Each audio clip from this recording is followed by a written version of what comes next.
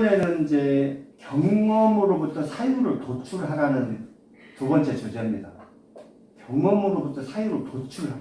경험. 누가 다 알죠? 경험은 실제로 보고 듣고 몸소 겪는 거예요. 네, 경험. 그래서 우리가 이제 흔히 제가 이제 가끔 문학 기행이라든지 어떤 거에 대해서 호수에 대해서 글을 쓰려고 하면 봤던 것도 중요하지만 직접 한번 가서 호수에 대해서 더 상세하게 알아볼 필요가 있어요. 그리고 호수에 대해서 쓰려면 호수와 내가 이야기를 나눠볼 필요가 있어요. 그 이야기를 나누는 것이 쉽게 말하면 관조입니다. 관조. 이야기를 나눠볼 필요가 있는 거예요. 항시 우리는 좋은 글을 쓰기 위해서는 그 사물이든 사람과 이야기를 나눠봐야 돼요. 이야기를. 그래서 시는 나 혼자 쓰는 게 아니고 그 이야기 나누는 사람과 사물과 같이 쓰는 겁니다.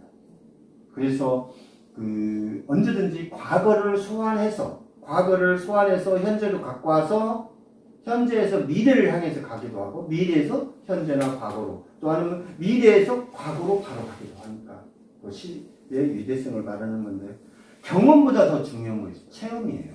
체험. 체험은 좀 구체적인 거죠.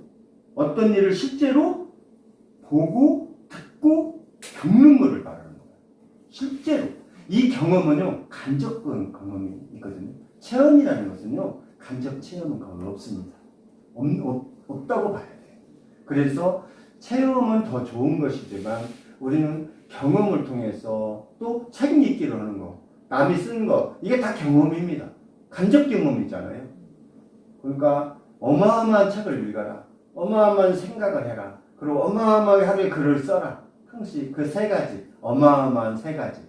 예, 그거 위에 글 잘 쓰는 방법은 없다고 봐야 되겠다 그런 말입니다. 사유를 도출하라. 사유.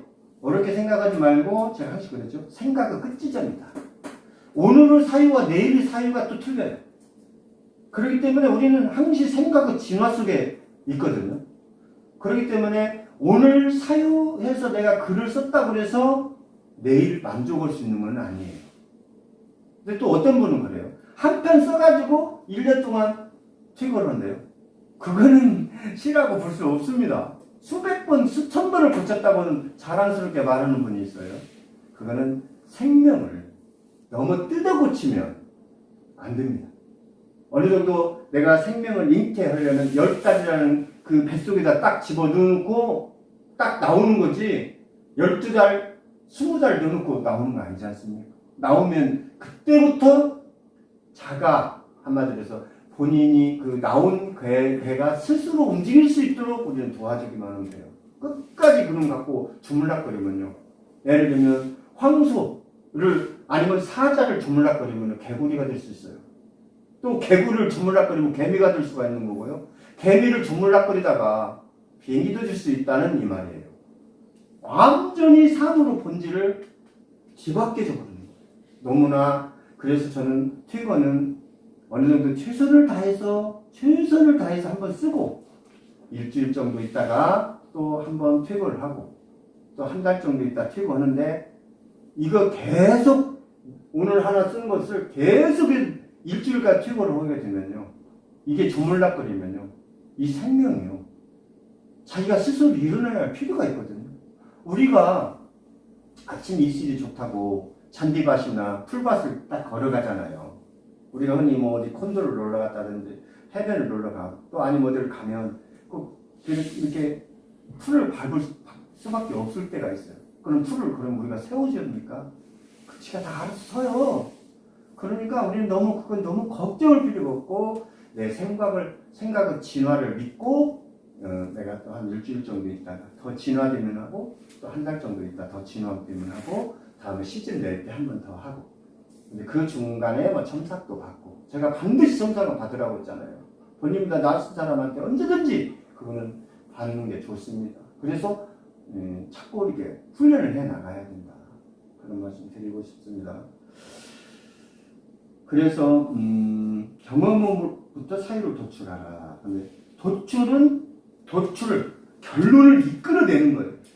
도출이라는 것은 결론을 이끌어내는 거예요. 내가 어떤 목적의식을 갖고 지금 글을 쓰고 있는데 내가 거기로 목적까지 내가 도달했는지 도달하지 않았는지를 보는 겁니다.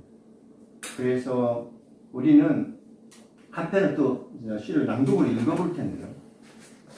이 시는요, 결론부터 말하면 사유로만 끝난 게 아니에요. 또 경험으로만 끝난 게 아니고요. 옥상옥이라는 말 들어보셨죠? 생각과 그 생각의 위, 또 그 생각이 잘 들 수도 있고 못 들 수도 있거든요. 그래서 우기를 우리 그 밴드인데요. 시를 나누는 사람들, 이돌림 그 리더님께서 낭독해 드리겠습니다. 우기 유이우 구름이 내 위로 걸었다. 나는 잠깐 멈추면 되었다. 기어코 빗방울이 내 발치로 굴러내렸다. 나를 대신하여 잘했다. 동그라미들은 급하게 헤매이면서 어디로든 가버려. 내리막길이 입을 크게 벌렸다. 나는 대신하여 아무것도 먹지 않는다. 모두 자기 길을 걷는 것처럼, 달리 할 말도 없는 것처럼. 어젯밤의 말들도 열심히 굴렀다. 곰곰이 있으면 나는 한겨울이다. 단단하다. 팽팽한 숨이 내 발등에서 어쩔 줄 모르는 것을 본다. 구경꾼들은 쉽게 모였다. 나는 도로 입을 벌려 훌쩍 내 숨을 받아먹는다. 내가 쏟아져 내리려 하는 것일까? 너무 작아서 마음이 안 닿기는 손수건이다. 구름은 글로브를 장착했다. 나는 공을 가벼이 받지 않는다. 손가락이 여럿이서 춥게 홀로 있었다. 네. 차분하게 잘 읽어주셨습니다. 우기예요. 우기, 요즘 우기가 너무 길죠. 우리나라도 장마라는 말을 없애고 우기 건기로 해야 된다는 그런 지금 그 의견들이 참 많습니다. 우리가 그 한때 장마라는 말이 없어졌다가 다시 장마를 사용했는데 요즘 이제 너무나 이제 지금 가을에 필요 없는 그 비가 너무 많이 자주 내려서 지금 농부님들은 지금 씨름이 이만저만이 아닙니다. 결실의 시기에 이렇게 비가 많이 내렸는데요. 어제 오늘만 여기도 비가 좀 안 내린 것 같아요. 근데 계속 그 좀 좋은 날이 이어졌으면 좋겠습니다. 우기는요, 비가 오는 기간이고 건기는 비가 한동안 오지 않는 기간이죠. 그래서 이런 말이 있죠. 건기가 계속 시작되면은 기우제를 지내는데 기우제를 지내면 비가 온다. 기우제를 지내면 반드시 비가 옵니다. 왜 그러냐? 비가 올 때까지 기우제를 지내기 때문에 그렇습니다. 무슨 하늘에 마음이 닿아서 비가 오는 것보다는요, 기우제를 그냥 지냄으로써 끝까지 올 때까지 지내기 때문에 비가 오는 겁니다. 이 시는요, 결론부터 말씀드리면 이 시는 경험을 뛰어넘은 경험, 또 사유를 뛰어넘은 사유. 어찌 보면은 일반 시인들께서, 저도 마찬가지입니다. 보면은 중언부언하고 있다, 이렇게 말할 수가 있어요. 근데 이제 제가 그랬죠. 시라는 것은 다 이해할 수 없다. 은유로 되어 있는 부분도 있고요. 다 이해할 수가 없어요. 그래서 시는 어떻게? 느낌과 감성으로 이루어졌기 때문에 우리는 이 시를 우기라는 그 느낌을 가지고, 그리고 내가 썼다고 생각하고 내가 주인공이라 생각하고 이걸 읽으면 어느 정도 알 수는 있습니다. 한번 보겠습니다. 구름이 내 위로 걸었다. 나는 잠깐 멈추면 되었다. 구름이 위로 걸고 나는 그냥 멈춰 있는 거예요. 그냥. 글자 그대로입니다. 단어입니다. 지금 서슴없는 표현을 하고 있는 거예요. 구름이 내 위로 걸었어요. 나는 그냥 잠깐 멈춰요. 근데 이제 제가 말씀드리면 구름과 내가 같은 사람입니다. 지금 결국 이제 보면 알아요. 기어코라는 것은 이제 반드시 마침내 기어이 어떤 일이 있어도 기어코 내가 너를 이기고 말겠다. 기어이 이기겠다. 마침내 이기겠다. 똑같습니다. 반드시 이기겠다. 네, 기어코입니다. 기어코. 이게 이제 기어코라는 말이 제일 앞에 나왔기 때문에 기어코 빗방울이 내 발치로 굴러내렸다. 전체를 수직하는 거예요. 자, 이런 문장이 있습니다. 절대 이 잔디밭에 들어가지 마세요. 절대라는 말이 앞에 있어요. 이건 절대 안 되는 겁니다. 근데 이 잔디밭에 절대 들어가지 마. 이것도 절대라는 말이 있지만 앞에 있는 절대가 제일로 앞에서 수식어기 때문에 완벽하게 이거는 하는 겁니다. 좀 더 강해요, 훨씬. 이 부사는 어디로 가도 상관은 없어요. 예를 들면 기어코 빗방울이 내 말치로 기어코 굴러내렸다. 상관없는 겁니다. 그러니까 이제 쓰는 화자가 시인이 어떻게 쓰냐에 따라서 이건 틀려주는 거예요. 이건 기어코예요. 빗방울이 내 발치로 굴러내렸다. 발치, 내 발 아래. 잠깐 멈추는 사이에 지금 빗방울이 뚜둑뚜둑 떨어지고 있어요. 그래서 이 발치라는 말, 시에서 좀 가끔 나오는데, 이 발치 한번 알아볼게요. 발치는 내 발 아래예요. 뒷발치라는 말이 있습니다. 뒷발치. 뒷부분. 뒤꿈치. 그쪽 뒤에서 뒷부분이에요. 그 다음에 구름발치라는 말이 있거든요. 구름발치 이쁘죠? 이 제목으로 써도 좋습니다. 구름발치.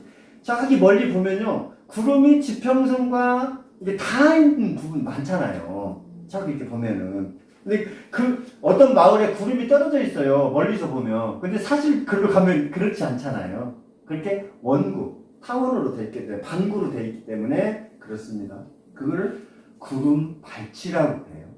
근데 우리 이제 지금은 그런 게 없습니다만은 우리 어렸을 때도 그 두엄자리가 있었잖아요.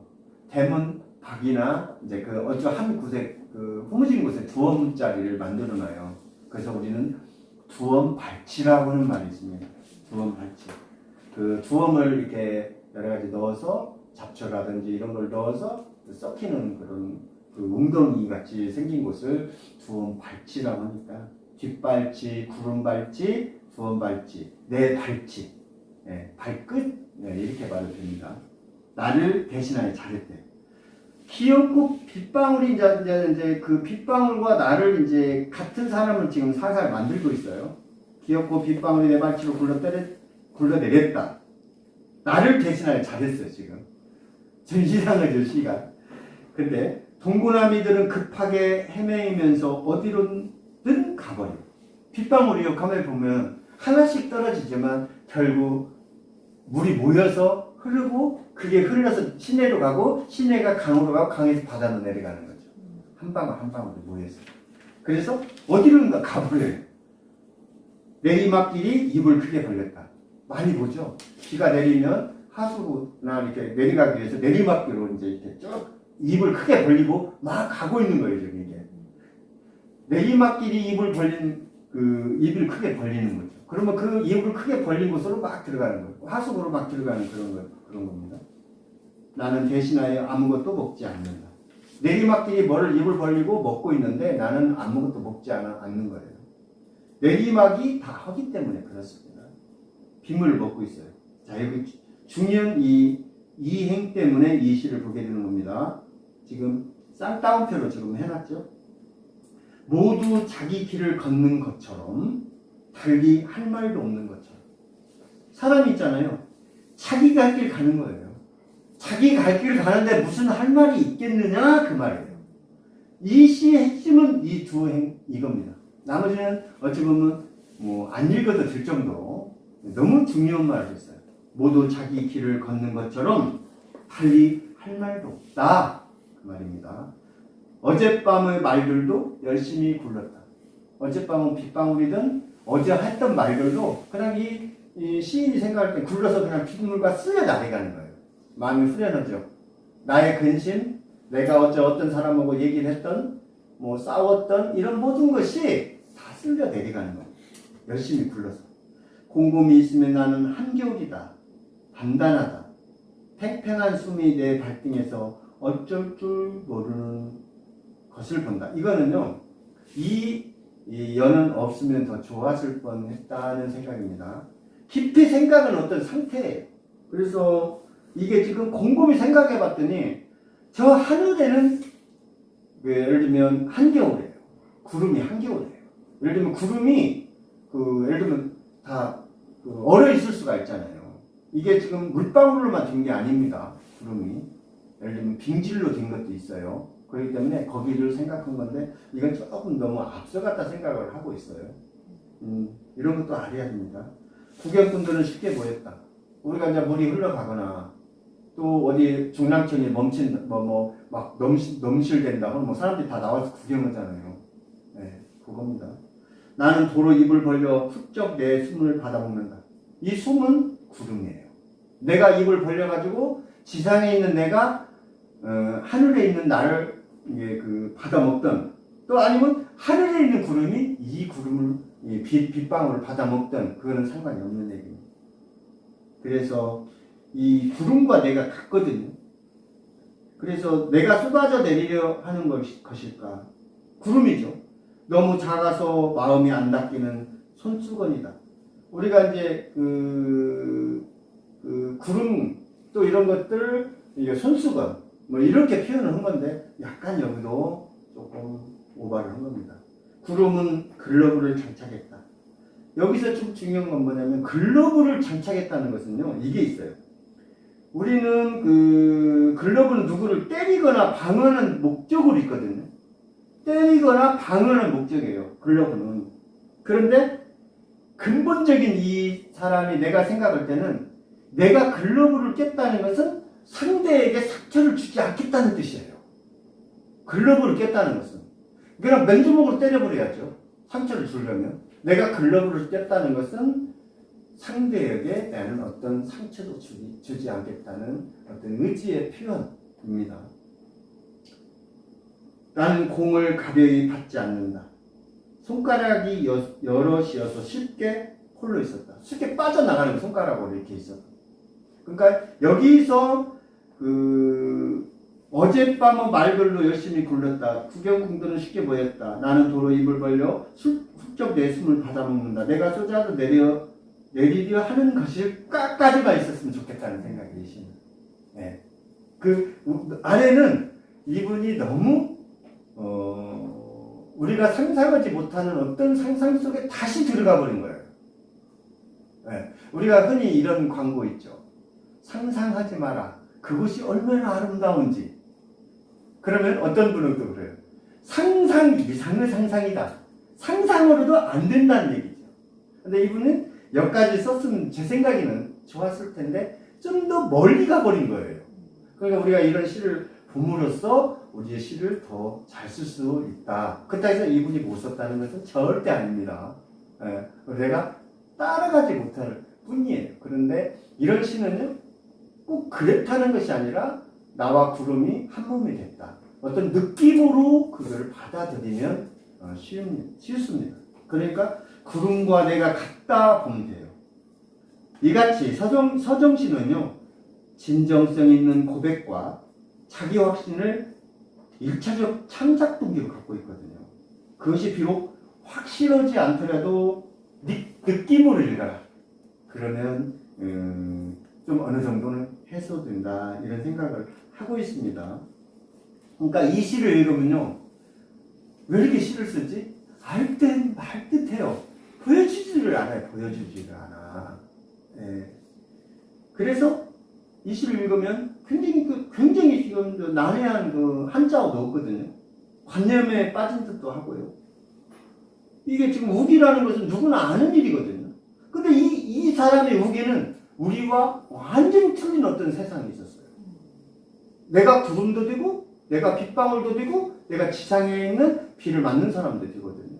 그러면서 그걸 마음대로 지금 하려고 했는데, 이제 잘 됐는지 못했는지는 잘 모르겠습니다만, 그 화자는 저 구름을 바로 이게 나로 바꿔서 얘기하는 것이거든요. 쉽게 익혀지지 않는 시입니다. 그렇다고 해서 사유가 없는 것은 아니에요. 자꾸 이렇게 읽어보면 어떤 경험으로 썼는데 이 화자는 우기의 어떤 경험이 이렇게 됐구나. 근데 그 경험보다 한 단계 더 가버렸구나. 이제 그런 생각을 좀 합니다. 자, 넘기겠습니다. 이 정도 보면 되겠어요. 자, 이번에는요, 시로 보는 천년 담양입니다. 그래서 대나무 박물관에서를 또 김혜수 그 선생님께서 낭독해드리겠습니다. 대나무 박물관에서 조선이 몸통을 비워내며 반듯해지려는 자세, 휘어졌거나 이미 휘어질 생각들도 위아래 마디를 이으면 점점 더 곧아진다. 구름이 되려다 실패한 물방울들이 댄잎에서 똑똑 떨어져 귀 속 가득 범람한다. 주저앉듯 견디거나 숲의 울음에 귀 기울인 적 있었던가. 돌이킬 수 없는 해안이 머릿속을 휘젓고 겁없이 가슴 안으로 찰랑찰랑 타오른다. 세상에 떠밀려 너떨어지고 빛바랜 낭만, 놓친 것이 놓치지 않은 것을 문책하듯 보둥거리는 일상이 좁은 마디 사이에 끼어있다.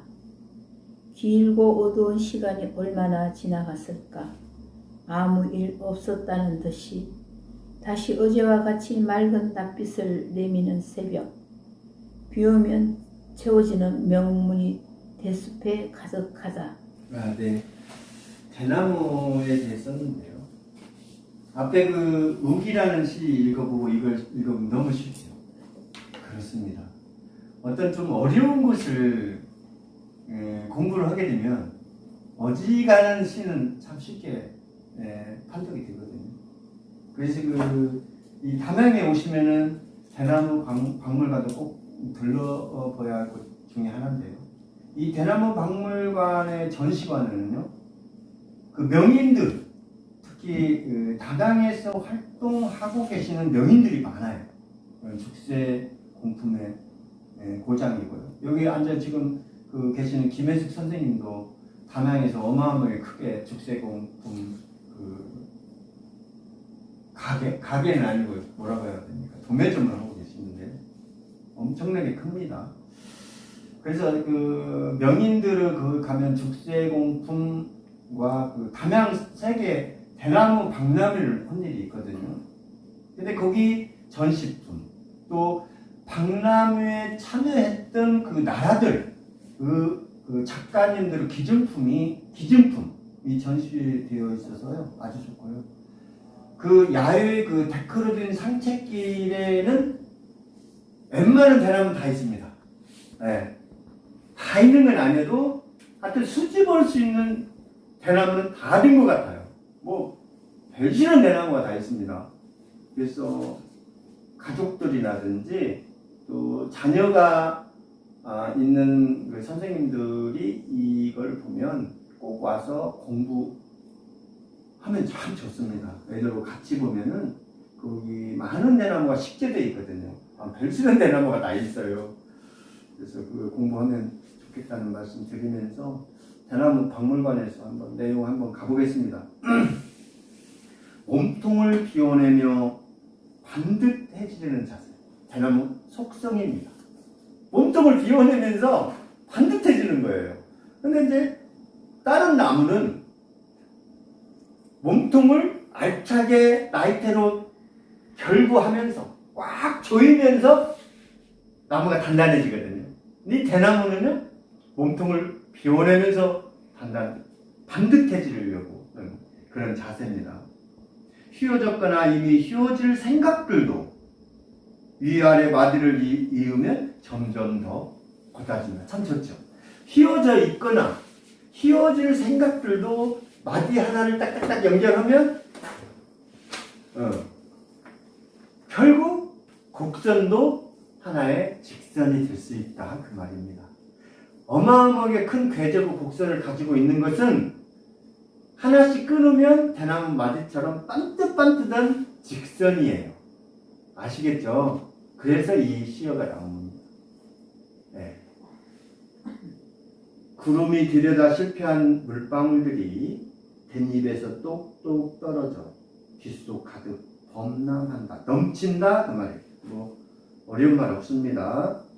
주저앉듯 견디거나 수부 울음에 귀 기울인 적이 있던가. 우리가 살면서 정말 주저앉듯 정말로 쓰지도 못하고 견뎠어요. 우리가 이 삶을 살려고. 네. 얼마나 어려웠습니까? 특히 우리 어머니 아버지들은 말도 못하는 고생을 하면서 우리를 이렇게 살 수 있도록 해준 것 아니겠습니까? 주저앉듯 절망을 견디면서 이렇게 살아오신 거거든요. 그 말입니다. 돌이킬 수 없는 회한이 머릿속을 휘젓고, 회한이라는 것은 뉘우치고 한탄한다 그 말이에요. 회한. 요즘은 많이 안 써요. 회업, 회한 뭐 이런 말 잘 안 쓰죠. 겁없이 가슴만으로 찰랑찰랑 차오른다. 세상에 떠밀려 늦떨어지고 빗바란 낭만. 이 말은 뭐냐면 우리가 살려고 했더니 우리가 이미 빛이 반해버렸어요. 늦떨어졌다는 것은 세상살이와 내 삶이 좀 동떨어져 버린 거예요. 내가 세상을 따라가지 못한 거예요. 그래서 우리는 흔히 좀 동작이 굼뜨거나 뭐 보면 야 이놈아 왜 이렇게 늦떨어졌냐 이렇게 말을 하잖아요. 놓친 것이 중요합니다. 놓친 것이 놓치지 않은 것을 문책하다. 놓쳤어요. 이건 뭐냐면 희망이나 바람이에요. 이런 희망이나 바람이 놓치지 않은 것을 문책한대요. 왜 놓치지 않은 것? 왜 이 잡지 못했냐? 앞으로 희망이나 바람이 꽉 잡아라 그 말이에요. 놓치지 마라. 희망이나 네가 가지고 있는 바람이나 목적을 놓치지 마라 그 말이에요. 그게 이제 나중에 결론적으로 나오는데요. 결기입니다. 그게 바둥거리는 일상이 좁은 마디 사이에 끼어 있다. 뭐 바둥거리는 일상은 현실이죠. 계속 현실이 나옵니다. 길고 어두운 시간 이것도 현실이에요. 우리 살아가는 세태고요. 얼마나 지나갔을까. 아무 일 없었다는 듯이 다시 어제와 같이 맑은 낯빛을 내미는 새벽. 새벽이 되면 어제 것은 우리가 그러잖아요. 오늘 싸우고 근심이 있더라도 밤을 새워서 그걸 씻어내야 한다 이 말이에요. 밤을 새워서 다시 내일도 분하고 분통이 나면 그건 안 된다 그 말이죠. 왜? 그게 손해죠. 따지고 보면 엄청난 손해인 겁니다. 비우면 채워지는 명문. 이게 중요하거든요. 비워야 채워지는 거예요. 비우지 않고 어떻게 채울 수가 있어요. 비워야 채워지죠. 우리가 먹으면 그만큼 비워내야 또 다음 먹을 수 있는 거. 이게 근데 비우면 채워지는 명문이라고 그랬어요. 명문. 이게 대수대 가득한데요. 이 명문은요. 대나무의 절개나 결기나 흉제를 말하는 겁니다. 그래서 제가 이런 말씀 한번 드려볼게요. 대나무는 풀입니까? 나무입니까? 그 결론부터 말하면요. 그 오후가에 이런 말이 있어요. 풀도 아니고 아닌 것이 나무도 아닌 것이 그랬거든요. 근데 사실 지금 이제 나무 학자들이나 과학자들은 대나무를 대나무로 그렇게 알고 있습니다. 왜? 대나무는 다른 나무는 형성층이라는 것이 있어요. 형성층이라는 것이 있어 나이테도 만들고 찾고 살을 찌웁니다. 그리고 안부터 차곡차곡 이렇게 살을 찌워서 나이테를 넓혀가잖아요. 그리고 바깥으로 가는데요. 대나무는 죽순 딱 해가지고 올라가고 43일 정도면 완벽하게 커버려요. 그 뭐 이상 크지도 않고 부피가 더 키가 크지도 않고 부피가 더 커지지도 않습니다. 그건 왜 그러냐면 나무에게는 형성층이라는 것이 있어서 그거를 살을 찌워주는데 대나무는 형성층이 퇴화했다. 퇴화해서 참 특수한 나무입니다. 대나무가 참 바나나 나무가 나무입니까? 풀입니다. 바나나 나무는 분명 풀입니다. 대나무 틀립니다. 그러니까 대나무가 정말로 신기한 나무예요. 이 대나무가요. 정말로 신기한 나무예요. 알면 알수록 신기한데요. 형성층이 퇴화해서 굵어지지 않는 거거든요.